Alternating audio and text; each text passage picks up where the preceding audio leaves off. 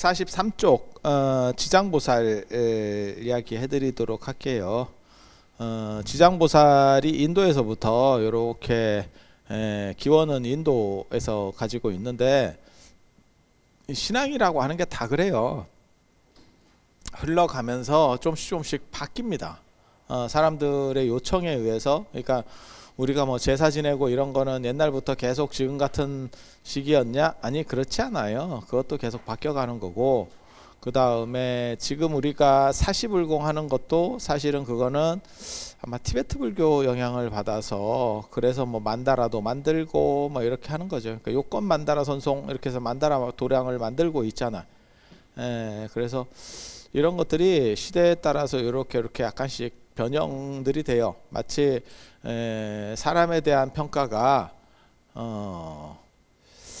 안중근 의사 같은 경우가 일제강점기 때는 어떻게 보면 테러범이었다가 이제 해방되고 나서 의사라는 지위를 우리가 이렇게 존중하는 그런 모습을 우리 국가적으로 해줬잖아.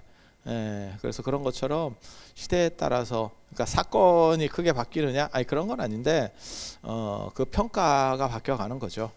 그리고 그것만 있는 게 아니고, 이제 너무 긴 시간을 이렇게 흘러가다 보면, 그러니까 지장보살에 대한 요구들이, 관세음보살도 마찬가지예요. 관세음보살이 원래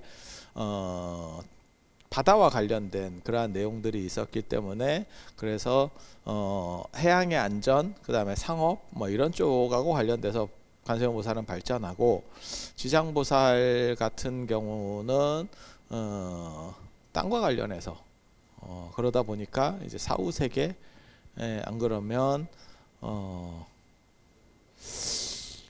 심판은 아니고, 심판은 사후 심판은 시왕이 하는 거고, 관세음보살의 역할은 전에 그 신과 함께 주호민 씨 그거 보니까 만화에서는 그렇게 나오던데, 지장보살을 대형 로펌으로 이렇게 비유를 해놨더라고요. 근데 적실한 비유라고 생각을 합니다. 그러니까 지장보살이 빼주는 건 아니고, 지장보살이 빠져나갈 수 있도록 도와주는 거죠. 그래서 전에 제가 그런 얘기 해드렸었는데, 이거 그냥 설화적인 얘기예요. 어떤 사람이 살면서 나쁜 일을 많이 해서 좋은 게 하나도 없대. 그래서 죽고 나서 지옥에 갔다는 거예요. 그래서 지옥에서 막 굴르고 있는데, 지장보살이 이렇게 보니까 그 사람이 살면서 딱 한 번 개미를 밟으려다가, 아니 개미가 아니고 거미를 밟으려다가 발을 피했대. 이렇게 뭐 있으면 우리도 그런 걸 행동을 하거든요. 굳이 그걸 뭐 누가 밟나? 이렇게 발 디디다가 하면 이렇게 싹 옆으로 빼는 그런 행동을 했대. 그래서 그 인연으로 지옥에 빠진 사람을 구제하기 위해서 천상에서 거미줄을 늘어뜨려서 계속 이렇게 해서 그 사람한테 오도록 했대. 그러니까 좋은 인연을 살려주는 거지. 그러니까 이게 나쁜 일을 많이 했다고 꼭 지옥에 가는 것도 아니고, 좋은 일을 많이 했다고 꼭 천상에 태어나는 것도 아니에요. 이게 변호사하고 비슷해. 일종의 법원 심리하고 비슷해. 검사가, 그러니까는 문제가 되는 거는, 지금도 뭐 뉴스나 이런 데서 정치인들 많이 나오잖아요. 검사가 어디까지 기소했느냐가 문제인 거지. 문제가 있어도 그 사람이 기소하지 않으면, 그러면 그거를 무죄를 따질 필요가 없어요. 그러니까 상대가 기소했느냐? 그래서 우리가 검찰이 기소권을 남용하고 있다, 뭐 어쩌고 이런 얘기들을 하는 거예요. 아니, 정치적인 얘기를 하는 건 아니고 그렇게 되는 거야. 그러니까 나한테 100이라는 잘못이 있어도 검찰이 나한테 기소를 안 해버리면 난 별거 없어, 사실. 그리고 나한테 1이라는 잘못이 있어도 그걸 가지고 걸어. 그러면 잘못하면 왔다 갔다 해야 됩니다. 소송 거는 것도 마찬가지예요. 여러분 집에 뭐 아파트에서 층간소음 뭐 이런 것도 별것도 아닌데 소송 걸면 왔다 갔다 해야 되죠. 피곤하죠. 그런 거 다녀보셨어? 안 걸려봤구나. 인생 편했던 거예요. 그게 연맥이려고 소송 거는 경우도 있어. 그러니까 우리 같은 경우도 누가 저를 연맥이려고 하면, 소송을 걸어버리면 아니라고 가서 얘기를 해야 돼. 그게 피곤해. 그러니까 진짜냐 아니냐를 떠나서 아니라고 가서 얘기를 해야 돼. 엄청난 타격이지. 엄청난 타격이죠. 왜냐하면 일정이 무너지니까. 그래서 그런 거예요. 그래서 그 한 가지 좋은 일을 한 게 있으니까 그걸 가지고 이렇게 해가지고 했더니 그 사람이 냅다 그걸 들고 그 줄을 잡고 위로 기어 올라오더래. 마치 그 햇님 달림처럼. 햇님 달림도 내나 그렇게 썩은 줄 뭐 이래가지고 하잖아. 그래서 이렇게 오고 있는데 그 거미줄이 굉장히 얇은데도 불구하고 안 끊어지고 위태위태하면서 견디더라는 거예요. 그래서 우리는 이 이야기에서 무엇을 알 수 있냐? 무거우면 지옥에서 못 나온다. 다이어트를 해야 되는구나. 지옥도 다이어트가 필요하다. 내가 자신이 없다 이러면 살을 빼는 걸로 그렇게 해서 막 올라오고 있는데 막 이렇게 기어 올라가다가 줄을 잡고 기어 올라가다가 밑에를 보니까 밑에 사람이 겁나 많이 이렇게 막 붙어가지고 쫙 따라오고 있더래. 그래서 그 사람이 이러다가 줄이 끊어지는 거 아니야? 이 생각이 들면서 더 이상 올라가지 않고 서서 발로 차기 시작하는 거예요. 그 줄을 거기서 잡은 상황에서 기어 올라가는 게 아니고 이제는 밑에 오는 사람들을 발로 차고 있었대. 그렇게 발로 차니까 그렇게 많은 사람이 붙어 있어도 견디던 줄이 끊어지더래. 그러니까 마지막 성근도 끊어지는 거예요.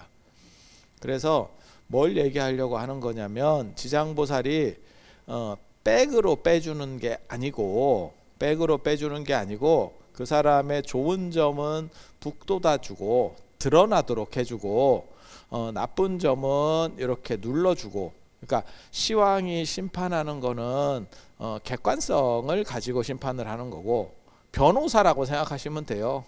변호사도 그렇게 행동을 해요. 그러니까 그래서 변호사들이 뭐라고 얘기하냐면 변호사한테 안 걸려봤지. 걸리면 뭐라고 얘기하냐면 나한테는 사실로 얘기하라고. 그래야 뭘 짜든가 말든가 할 거라고 이렇게 얘기해요. 그러니까 네가 거짓말을 해도 괜찮은데 나한테는 속이면 안 된다. 그러면 아구가 안 맞고 변호하기가 힘든 거야. 뭔 뜻인지 아시겠죠? 그런 거예요. 그런 거. 그래서 작지만 작은 성근을 키워서 올리는 거고. 근데 제가 얘기하잖아요. 이 인과법이라는 게 공 심은 데 공 나고 밭 심은 데 밭 나는 게 아니에요. 그렇게 가는 게 아니야. 그거는 진짜 단순 무식한 거고 그거는 그냥 수학 얘기하면 1 더하기 1은 2 이렇게 얘기하는 거고 실제로는 전혀 다르게 움직이는 게 인과법이에요. 그래서 전에 제가 밀린다 왕문경 얘기할 때도 그런 말씀을 드렸는데 어리석은 사람은 바늘 같은 죄로도 바늘 하나 같은 죄로도 물에 가라앉고 바늘이 물에 안 뜨죠. 그리고 짱구를 잘 굴리는 사람들은 비행기도 물에 뜬다. 배에 실으면 항공모함이 다 그렇게 뭐 100대 200대도 싣고 움직이는 거잖아요.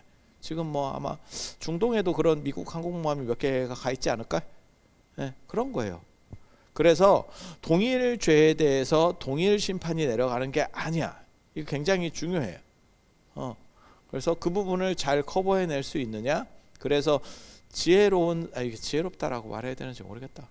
지혜로운 사람, 머리 좋은 사람은 죄를 짓고도 안 들어가고 그런 걸 삿된 사람이라고 합니다. 불교에서는 안 들어가. 우리도 마찬가지지. 예를 들어서 무슨 뭐 IMF 우리가 맞고 굉장히 많이 힘들었어요. 하지만 거기서 문제를 일으킨 사람들은 들어간 사람이 거의 없고 문제를 안 일으키고 성실하게 사신 분들이 사실은 뭐 자살도 하고 흑자도산도 하고 흑자도산은 나는 잘했는데 앞에서 도미노로 무너지니까 우리가 몇 번을 그런 걸 봤죠. 그게 5.1 파동 70년대 초에 있었잖아요. 석유파동 때도 그랬던 거고 그 다음에 IMF 때도 그랬던 거지. 그리고 돈 있는 사람들은 그때 주서 가지고 대박이 난 경우도 있고 현대기아차가 가장 대표적이죠. 기아를 먹으면서 현대차가 우리나라 전체 어떻게 보면 기업 인수에서 가장 잘한 거라고 꼽히는 것 중에 하나가 현대차의 기아차 인수. 그런데 그런 IMF 상황이 아니었으면 쉽지 않았지. 그래서 그게 정당하냐에 대해서는 생각들을 해봐야 되지. 그러니까 이게 상황들이 다 있는 거예요. 상황들이 지금도 아마 걸려 있는 게 있을 걸. 한진이, 그러니까 대한항공이 아시아나항공을 먹는 게 정당하냐? 그러면 독과점 아니냐? 대부분을 먹으니까 그렇게 논리를 전개할 수도 있고, 그러면 안 되는 거예요. 그런데 그래도 국적항공사를 다른 기업에, 외국 기업에 준다는 게 말이 되냐? 그냥 독과점이 조금 생기더라도 그래도 뭐 그렇게 하는 게 좋지 않아? 라고 말할 수도 있는 거예요. 그거를 정책적 판단을 하는 거거든. 그러니까 객관적 판단을 하는 게 아니고 정부에 이제 센 사람들이 정책적 판단을 하는 거야. 그렇게 해서 오케이 하면 인수합병이 되는 거고, 오케이가 안 되면 깨지는 거예요. 먹다가 이제 기어내는 거죠. 그래서 지장보살이 해주는 거는 그냥 구원해 주는 게 아니에요. 그 사람이 착한 거 한가를 북돋아서 잘 보이게 해주고, 변호사 역할이라니까. 딱 변호사 역할이라니까. 그리고 나쁜 것들은 변호사가 굳이 의뢰인의 나쁜 점을 들추지 않아요. 말하지 않아. 그렇게 해서 최대한 안 좋은 것들을 덜어내 주는 거지. 그렇지 않을까? 우리가 그런 얘기 하잖아요. 현대사에서 가장 이제 말할 때 영국을 신사의 나라라고 하지만 영국같이 모든 현대사의 문제점에는 저놈의 영국이 있다. 아마 한 번씩은 다 들어보셨을 거예요. 중동도 저게 영국 때문에 시작되는 거예요. 지금 저 이스라엘하고 저 탈레반 맞나? 하마스 전쟁하는 것도 다 영국이에요. 다 영국이 시작하는 거예요, 저게. 예, 그리고 중동에 금 거가지고 이렇게 나누는 거 다 영국의 모든 영국이 등골 빠면서 이제 이렇게 하는 거지. 그러면서도 자기네들은 뭐 대영 제국 어쩌고 하면서 포장을 하지. 그래서 우리 같은 또 쩔이 어렸을 때는 영국이 대단한 나라인 줄 알았지. 공부하면서 가장 비열한 나라라고 꼽으면 영국과 중국입니다. 제가 보는 관점에서는. 미국은 차라리 그냥 양아치 같아. 그래서 덜 위험해. 제가 뭐라고 얘기하냐면 바늘이 위험한 게 아니고 바늘이 솜 속에 들어가 있을 때가 위험하다라는 얘기를 하는 거거든요. 뭔 뜻인지 아시겠죠? 그러니까 가장에서 되게 좋은 것처럼, 우리 사람도 그렇잖아. 저 사람이 나 되게 싫어하는가 봐. 우리 째득보살님이 나를 싫어하는가 봐. 이렇게 하면 안 위험해. 근데 저 사람이 앞에서는 되게 잘하고 뒤에서는 또 막 씻고 댕기고 구밀복검이라고 입에는 꿀이 발려져 있고 배로는 칼로 쑤시는 거지. 앞에서는 싹 하고 요런 사람들이 위험한 거지. 아니 그렇지 않아? 그래서 지장보살은 단순히 빼주는 사람이 아니야. 심판자로서 그게 염라대왕하고 다른 점이에요. 염라대왕은 재판관에 해당하는 거예요. 지장보살은 로펌, 그러니까는 뭐 김앤장 뭐 이렇게 붙어가지고 그 문제들을 해결해내는 거죠. 이해가 되시죠? 성격이 다른 거예요. 완전히 다른 거예요. 완전히 다른 거예요. 그래서 지장보살하고 관세음보살의 투톱 체제인데, 지장보살은 요 사후세계랑 관련해서 성향이 약간 이쪽으로 이제 많이 발전을 하는 거고, 그리고 요게 이제 시대적 요청이 있었어요. 중국은 제사 문화가 있으니까 불교 입장에서도 유교의 제사의 대항마가 뭐 하나 정도는 있어야지. 예. 그래서 토종 브랜드 뭐 이런 식으로 유교라고 하는, 유교의 제사라고 하는 큰 시장, 지금은 이제 이 시장이 거의 다 죽었죠. 제사를 뭐 누가 하냐? 아까도 차 타고 올 때 뭐 제사를 붙였어요, 합쳤어요, 뭐 이런 얘기 하는데 그건 요즘 얘기죠. 예전에 합쳤어요 이러면 야 그거 진짜 감당 못하죠. 어딜 어딜 그래서 그런 문제들이 존재하니까 그래서 지장에 대한 수요가 늘어나고 그래서 지장보살, 지장제일, 관음제일 이렇게 그리고 지장보살이 한 장 넘겨서 144쪽 보시면 지장보살이 대단한 거는 지장보살은 무불시대의 교주라고 하는 거예요. 그래서 한 단계 높아. 관세음보살하고 지장보살하고 누가 셉니까? 지장보살이 셉니다. 지장보살이 사후세계에서 빼주는 역할만 하는 게 아니고 지장보살의 또 다른 역할이 뭐냐면 무불시대의 교주라고 하는 거예요. 무불시대의 교주가 뭔 뜻이냐면 석가모니 부처님이 열반하셨고 미륵 부처님은 아직 안 오셨고 그러니까 어떻게 생각하시면 되냐면 우리나라에서도 대통령제에서 그런 경우를 2번 겪었습니다.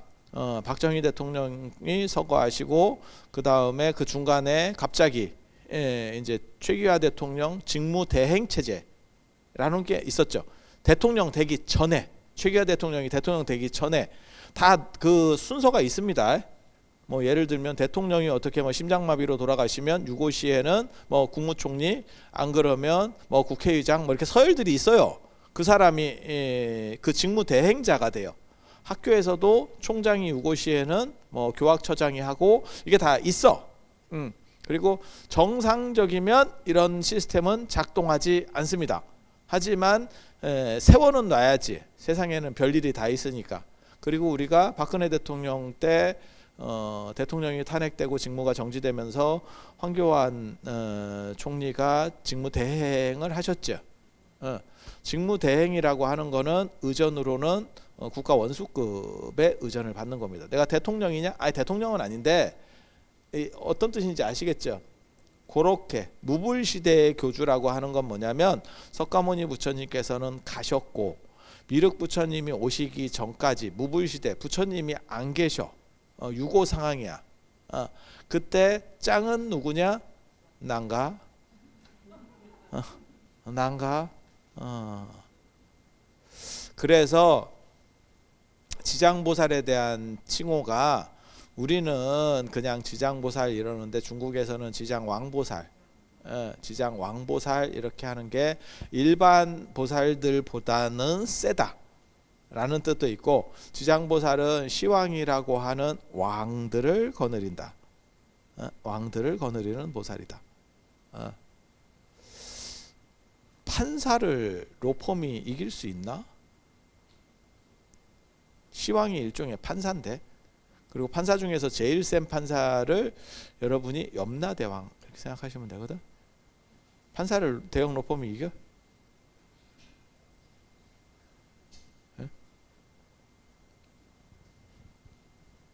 쉽지는 않은데 여기서는 그렇게 이긴다는 설정으로 나오는 거예요. 그리고 지장보살만 앞에 수식이 붙을 때 대지문수사리보살, 대행보현보살, 대비관세음보살 이렇게 다 2글자로 차시미륵보살 이런 식으로 다 2글자로 붙는데 지장보살만 대원본존 이렇게 4글자로 아유 그게 무슨 뭐 글자 좀 2글자 더 넣어주는 게 그렇게 대단한 겁니까? 대단하지. 그거 되게 대단한 거예요. 옛날에는. 그리고 지장보살과 관련해서 3가지 경전이 있어요. 우리가 이제 흔히 아는 경전은 지장경이라고 하는 지장보살 본원경이라고 하는 경전이고 원래 지장보살과 관련된 경전은 지장 십륜경입니다. 십륜경. 십륜경은 족보가 분명하게 있는 경전이고 가지고 와서 중국에서 번역한 십륜경. 그리고 십륜경에서는 지장보살이 사후세계가 거의 안 나와요.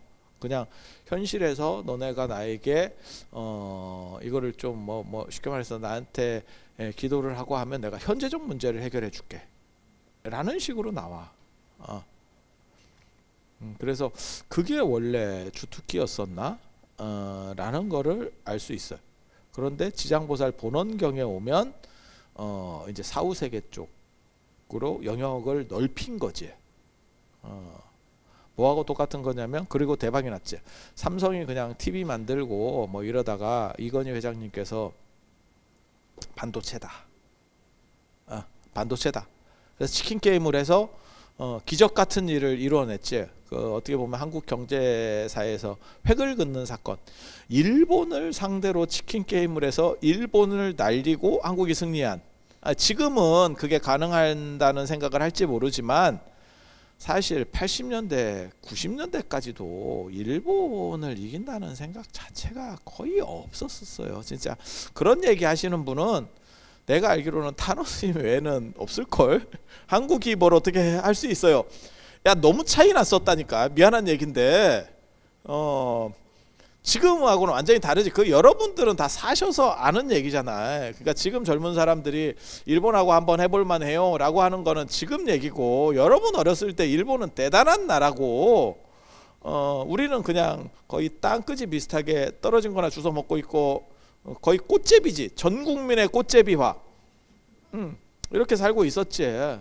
그게 여러분들이잖아. 그래서 내가 늘상 그런 얘기해요. 사람 잘 안 죽는구나. 그 땅에 떨어지고 지저분한 거 먹고 뭐 이래도 멀쩡해. 그래서 야, 이게 진짜 독하구나.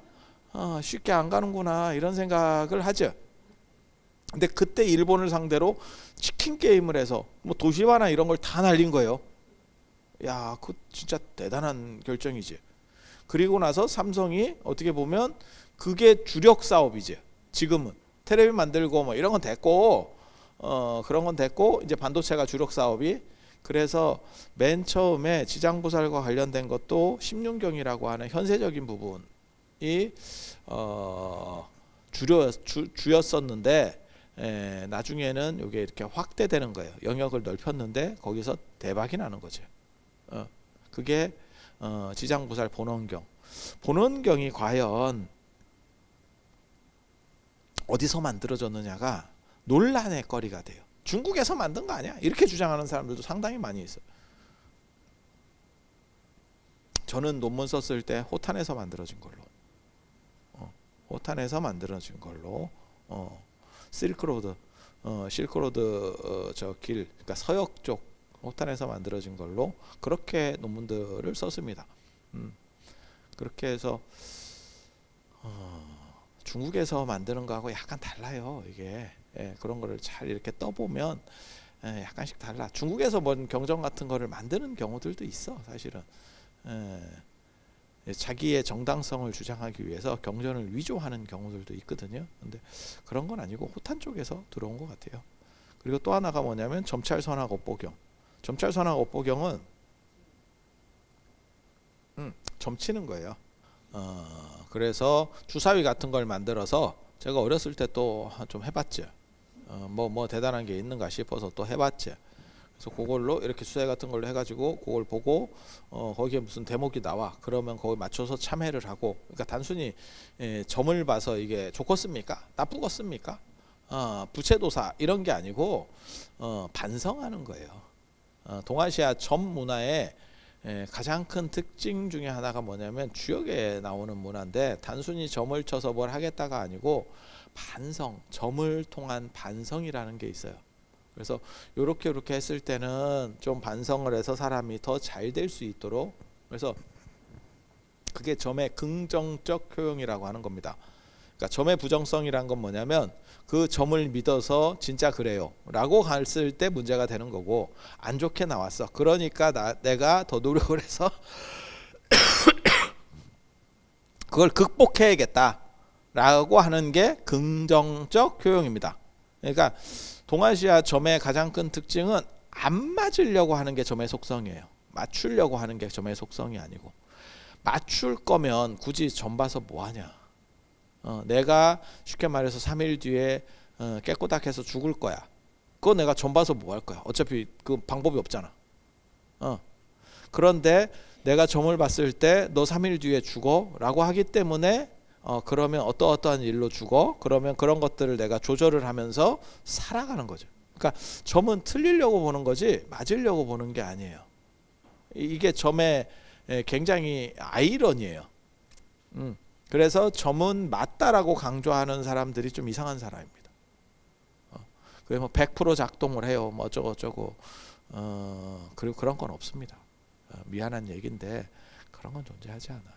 그래서 교훈을 삼고 스스로 반성하고 점괘가 나왔는데 우리 제득보살님이 점을 봤더니 나대지 마라 이렇게 나오면 내가 나대면 구설이 따르겠구나. 그래서 나대지 말고 조심해야지. 이러면 사람이 좋아지는 거잖아요. 긍정적으로 바뀌는 거잖아요. 예. 그래서 점은 안 맞으려고 치는 거예요. 맞으려고 치는 게 아니고. 그리고 쓸데없는 얘기 점에 대해서 말 나온 김에 얘기하면 지점은 지가 치는 거예요. 지점은 지가 친다고. 예. 지가 쳐야 지 상황을 알지. 자기보다 잘 아는 사람이 있어? 그러니까 나대지 마라 그러면 뭘 의미하는지 자기가 제일 잘 알아. 어떤 상황인지 제일 잘 알아. 보증 서지 마라. 어떤 건지 내가 안다니까. 점쟁이보다 내가 훨씬 잘 알아. 그래서 자기가 자기 점을 치는 거예요. 그래서 뭐 율곡도 자기 점 치고 있는 거고, 그 다음에 주자도 자기 점 치고 있는 거고, 이순신 장군도 감옥에 갇혀서 뭐 자기 점 치고 있는 거고, 다 그렇게 역사에서 나온다니까. 예. 그러니까 점쟁이한테 봐주세요라고 하는 거는 사실은 좀 떨어지는 겁니다. 그래서 조선시대 때만 하더라도 동아시아에서 지식인들은 두 가지는 기본적으로 배우는 거예요. 의술과 점. 의술과 점. 그리고 의술이나 점을 배워야 되는 이유 중에 하나는 뭐냐면 부모님이 편찮으셔. 근데 그거를 남의 손에, 환자를 남의 손에 맡길 수 없어. 내가 해야지. 그게 내가 어느 정도 이상 지식이 그게 가능합니까? 아니 의사라고 하는 게 굉장히 어려운 건데, 근데 이건 소박할 때 얘기잖아.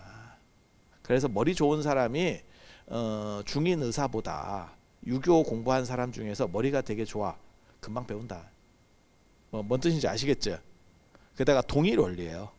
기본 세팅이 동일하게 작동하도록 들어가 있는 원리야. 점도 그렇고 한의학도 그렇고. 그래서 뭐 사상의학, 사상팔캐 이게 다 점하고 관련되는 거거든요. 그러니까 다 연동돼 있어요. 그러니까 하나의 시스템을 배워가면서 이쪽으로 좀 돌리고 이쪽으로 좀 돌리고 이렇게 하면 돼요.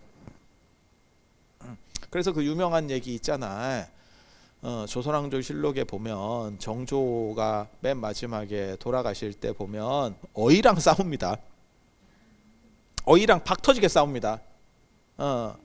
경호골을 먹는 게 맞냐? 아니냐? 어이랑 붙어요. 어이면 일반 돌팔이가 아니잖아. 당대 최고의 의사야. 당대 최고의 의사야. 그런데 어이랑 붙어. 그리고 놀랍게도 지금 의학적 판단으로 봤을 때는 정조가 오히려 맞는 그런 쪽도 있어요. 되게 재밌지. 정조는 굉장히 특이한 임금이거든요. 경연에서, 그러니까는 경연이라고 하는 건 뭐냐면 신하들이 이렇게 임금에게 교육을 시켜줘. 일종의 이런 것도 경연이에요. 단지 이게 이제 몇 명이서 하면 스터디. 예. 그리고 임금은 대부분 그 경연에 들어가는 사람들이 장원급제 출신이기 때문에 전국 전체 수석 출신이기 때문에 머리가 되게 좋아. 우리식으로 말하면 수능 만점자야. 정조한테 발립니다. 정조한테 발립니다. 정조 굉장히 재밌는 사람이에요. 그래서 어떻게 그게 가능합니까? 라고 얘기하니까 정조가 그 한 말은 진짜 너무 인생이 이렇게 임금도 힘들구나 라는 생각을 해볼 수 있는 말이에요.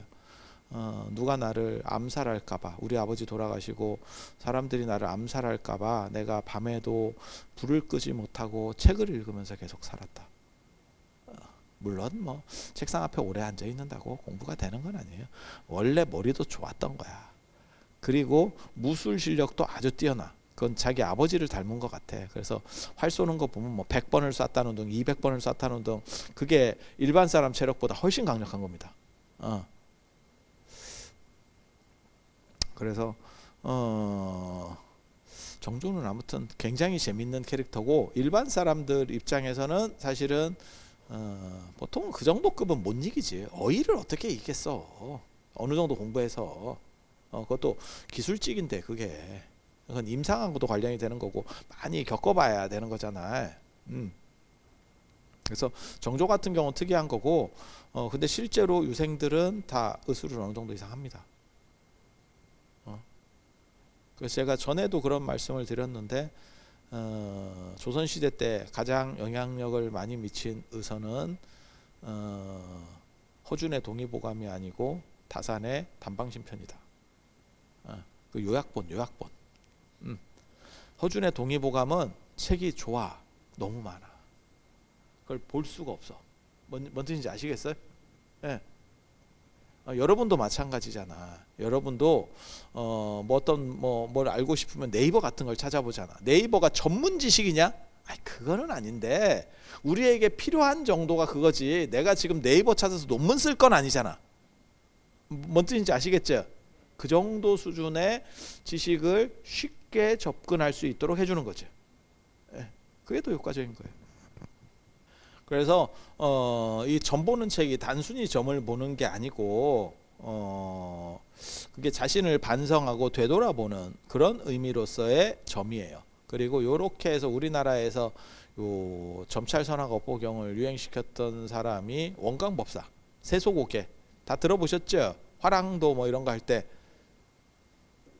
원광, 그리고 진표율사 이런 분들입니다. 저도 굉장히 미스테리한 한국 불교사에서 되게 재밌는 게 53불이라고 하는 게 있어요. 부처님이 53불을 모셔놓은 데가 있어. 쉬운 세 분. 누군지를 모르겠어. 금강산 유점사에도 있고, 그 다음에 송광사, 서남사 이런 불조전에 응진 쉽게 말해서 나한전 이런 데 가면 그게 53불을 모셔놔서. 근데 왜 53불인지를 모르겠어. 이게 무슨 이유가 있을 거예요, 분명히. 그런데 끊어진 거지. 그 내용이 전해지지 않는 거지. 그런데 그 53불을 모시는 것과 관련해서 점찰선하고 업보경에 53불이 나와요. 그래서 그런 건가 싶지. 그러니까 뭔가 53이라는 숫자와 관련된 게 존재해. 저 선제동자 53 던지식 뭐 하듯이 무언가가 존재하는데 그게 어떤 건지는 정확하게 모르겠어요.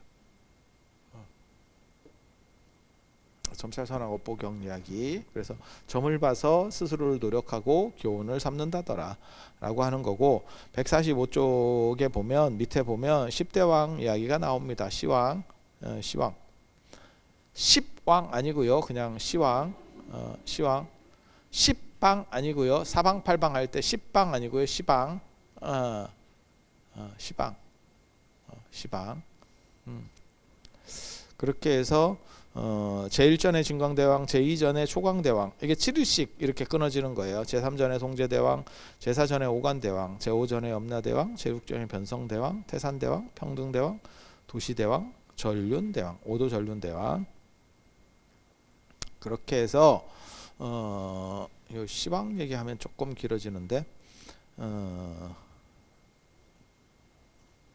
그리고 진광대왕 그림에 보면 마치 사람을 관에서 끄집어내는 것 같은 비슷한 그런 류의 그림이 있어요. 그러니까 죽은 뒤에 이렇게 일어나게 해서 이제 경기가 시작되는 거야. 그러면 사후세계 이제 사천산을 넘어가거든. 사후세계로 간다고. 이게 사천산이라고 죽은 사후세계에 있는 산이야. 안 가봤지? 그쪽 패키지 상품 있어요. 있어. 그거 절에서 팔거든. 500, 700 이래서 천도제 아니 49제 지낼 때 49제 지낼 때 사천산을 통해서 가. 그리고 거기 가면 삼도천이라고 하는 이렇게 개울이 있어. 개울이 그 개울을 건널 때 이제 초강대왕하고 또 관련이 돼요. 초강대왕. 그래서 이제 강을 건너가는 거야. 그러면 그 개울 전에 현이온과 타리파라고 타리파가 옷 뺏기는 할매가 있어요. 여러분이 수의를 입고 가도 얼마 못 가. 그래서 수의 비싼 거 하지 말라고 내가 얘기하는데, 타리파 할매가 야 너 옷 벗어 이렇게 양아치를 만나요. 그 할매가 옷을 벗겨. 야 너 옷 벗어 이렇게 해서 마치 노스페이스 뺏기듯이 그렇게 해서 옷을 벗으라 그래. 그래서 옷을 벗으면 그 현용이라는 사람이 그걸 나무에다 걸어. 그러면 그게 죄의 무게도 하면서 뭐가 있냐면 이 세계의 기억이 지워져. 그래서 허리띠 같은 걸 뭐 하나 꼼쳐놔야 돼. 그래서 기억이 안 지워지게. 딱. 그리고 나서 이제 삼도천을 건너. 이게 그 나라하라고 하는 거거든요. 나라가의 강, 지옥을 흐르는 강이라 그래서 나라하예요. 거기를 내가 진짜 이런 거 여러분 안 가봤어? 그래? 이거 패키지 상품으로 나와 있는데 패키지 상품은 합동천도제. 그 합동천도제 패키지 상품. 그 다음에 VIP 상품은 사식구제. 그래서 거기 일로왕보살이 이렇게 가이드예요. 가이드. 나도 그거 나중에 죽은 뒤에 가이드 되는 거 아닌가 모르겠다. 그럼 내가 소리를 질러가면서 이 할매들 빨리 안 오나 내가 또 이렇게 뒤에 보고 아유 그 일로왕보살 또 도낭에서 나와 있는 일로왕보살 또 이런 거 보면 깃발을 들고 자꾸 뒤를 봐요. 딴짓 할까 봐. 시키면 이게 안 들어. 원래 그래. 이게 답사도 댕겨 보면 꼭 말 안 듣고 뭔 놈의 이유가 그렇게 많은지 아유 뭐 수십 명 데리고 댕겨 봐. 그러면 이유가 막 그래도 내가 얼마나 자비스러운 사람인데 그걸 다 이렇게 챙기고 누구 없는지 이렇게 힘들어. 이게 일왕보살이 3D 업종이에요. 그래서 그 가이드 팁 깎으면 안 돼. 쉽지 않아. 깃발맨. 그렇게 해서 그 삼도천을 건너는데 세 개의 길로 건너거든. 하나는 복이 많은 사람은 다리로 건너요. 살살살 건너가는 데가 세 군데라 그래서 삼도오천이에요. 도는 건넌다. 두 번째는 배로 건너. 그 배로 건널 때 여러분이 입안에 넣었던 노자를 씁니다. 입에 쌀하고 노자 동전 넣는 거 아셔? 그래서 그 노자를 써. 노잣돈 그때. 그 다음에 이제 공덕이 적은 사람은 수영으로. 그래서 제가 늘상 얘기하는데 인생을 잘못 산 사람들은 수영을 배워라. 저는 무조건 최소 배는 타야 돼요. 난 수영을 못해. 예전에 죽을 뻔했잖아. 2번 제가 죽을 뻔했죠. 저 히말라야에서 트레킹 하다가 트레킹이 아니고 리프팅. 리프팅 하다가 같이 간 신도가 밀어서 배에서 밀어서 뭐 이런 일이 있나 싶은데 그런 사건이 있었고 징계해. 놀래지 마. 있어. 그래서 그때 한번 죽을 뻔했고 그리고 저 스리랑카에서 인도양에서 또 한번 잠겨가지고 또 갈 뻔하고 그렇지만 쉽게 안 죽는다는 거. 모진 인생은 쉽게 안 죽어. 그때는 제가 너무 세상을 좀 만만히 봤지. 난 물을 그렇게 두려워하지도 않는데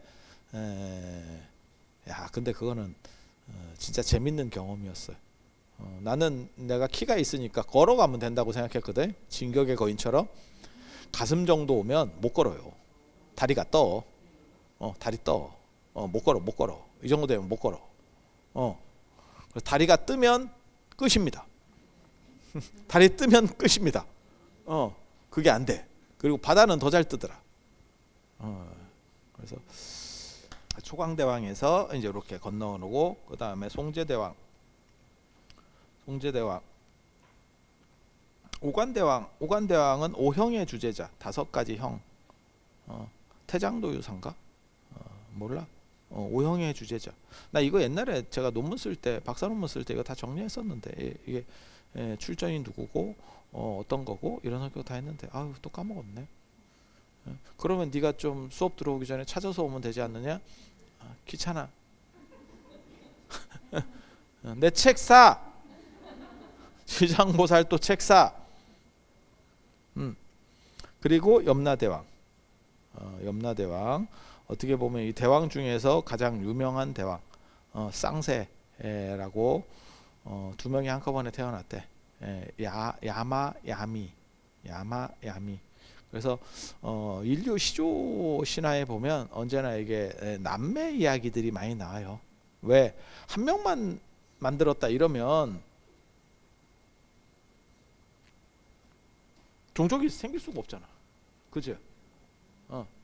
그러니까 어떻게 사람을 만들어야 되느냐, 그걸 대등관계로 해서 보통은 남매 이야기로, 중국에도 복희와 여화 하듯이 남매로 풀어갑니다.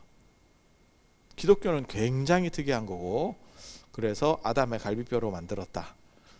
아담의 일부를 재활용했다. 그래서 남녀차별이 가장 심한 거고, 남매로 만들었다 이러면 여성도 나름의 지분을 확보하는 거죠. 그래서 기독교야말로 저게 반페미 쪽에서 페미들 뭐하노? 기독교 때려잡아라. 저거 굉장히 나쁜 놈들이다. 진짜야.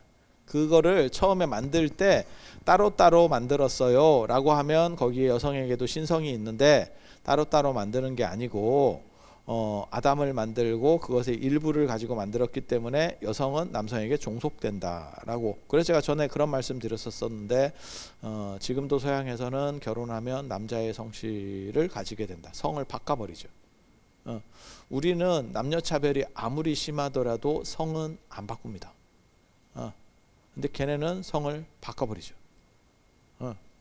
그래서 제가 그런 얘기 했잖아요. 미국이라고 하는 나라에서도 투표권 부여될 때 보면 백인 남성, 그 다음에 흑인 남성, 여성 순이라고 투표권이 그렇게 여성이 투표권을 가진 거는 얼마 안 됐어요. 그러니까 사람이 아니문이다를 시전했던 거예요. 우리는 구박은 하더라도 사람입니다에서 시작을 하는 거고, 왜 만들 때 같이 만들었으니까 조금 남자보다는 조금 모자른 것 같아요. 그래도 뭐 문제 없어요 라고 하는 거, 이쪽은 종속 관계로다가 넘어가 버리니까. 그래서 모든 악의 원흉은 여성. 기독교는 그렇게. 기독교는 그렇게. 그래서 이브가 선악과를 먹게 되고 유혹에 넘어가게 되고, 이브의 유혹이잖아. 우리 노래에도 있었잖아. 이브의 유혹. 이브의 경고? 알겠습니다. 좋은 지적 감사합니다. 너 아프다더니 안 아프구나. 입은 살았네. 나랑 똑같다. 나도 아픈데 입만 살았어. 입만. 그리고 이 염라대왕이 나중에는 엄청난 일을 벌려요. 조선 후기에 오면, 조선이라고 하는 나라가 임진왜란 병자호란이 끝나고 나면 사회의 신분 질서가 붕괴합니다. 그러니까 양반들이 풀리기 시작해. 원래 양반은 소수밖에 없었는데 조선 전기에 한 5%밖에 안 되는데 이게 막 풀어지기 시작하고 통제가 안 되는 거지. 그렇게 해서 조선 후기에 임진왜란 병자호란 끝나고 한번 풀리고, 그 다음에 이제 대한제국 시대, 이때는 뭐 나라가 골로 가니까 그냥 다 니도 양반 나도 양반 이렇게 가는 거예요. 그래서 이때 이 두 개가 어떻게 보면 지장보살 쪽으로 치면 호황기입니다. 지장보살 호황기. 그렇게 해서 조선 후기에 지장보살이 한번 정점을 찍죠. 한번 찍고, 그 다음에 조선 말 대한제국 시대가 오면 그때 또 한번 또 찍고, 두 번에 걸쳐서 촥촥 튀어. 왜? 수요가 엄청나게 많아졌잖아. 그리고 진짜 양반, 돈 있고 강력한 사람들은 집안에 사당이 있다니까. 거기서 지내지 절에서 안 지내. 어디다 절에다가 맡겨. 집에서 해야지. 그런데 일반 사람들이 족보를 사고 양반 임내 하다 보니까 잘 룰도 모르겠고 전통적이지도 않고 하니까 절에다가 맡기면서 나도 양반이에요 뭐 이런 걸 하고 싶은 거야. 그래서 지장보살 주가가 와 이건 뭐 진짜 테슬라 주가처럼 막 벼랑으로 올라가는 거지. 쫙 비트코인 화랑기에 일본이 1980년대 플라자 합의 직전의 일본이라고 생각하시면 돼. 도쿄를 팔면 미국을 산다. 들어보셨어요? 도쿄 땅값을 다 팔면 미국을 산다는 거예요. 그런 얘기가 있었어. 그래서 1985년에 프라자 합의 미국이 안 되겠다 싶어 가지고 일본하고 독일을 줘 패고 그다음에 환율을 조정을 해 버렸지. 그래서 일본은 잃어버린 30년이 됐고 독일은 유럽의 환자로 이렇게 누워서 계속 계시다가 그러다가 이제 독일이 유로화를 사용하면서 이제 내 시대인가 이러면서 다시 나오는 진짜라니까. 그렇게 가는 거예요. 그렇게 가는 거예요. 그래서 염라대왕이 굉장히 떡상했을 때는 염라대왕이 아예 단독으로 튀어나옵니다. 단독으로 튀어나옵니다. 그래서 염라대왕 탱화도 있어. 불화도. 그걸 현왕탱이라고 합니다. 언제 쓰는 거냐면 사무제 때. 사무제, 삼오제 이런 거 들어보셨어요? 초우, 제우, 사무 이렇게 나오는 거거든요. 그렇게 해서 사무제 때. 지금은 뭐 사무제를 뭐 별로 안 하는데 예전에는 뭐 다 꼼꼼하다 다 해야 돼. 이게 복잡해요. 제사 지내다 진짜 골로 간다니까. 근데 지금은 1년에 몇 개 안 돼요 라고 해도 힘든 거고 시대가 바뀐 거지. 예. 그때는 그런 걸 하는 걸 영광으로 여긴 거고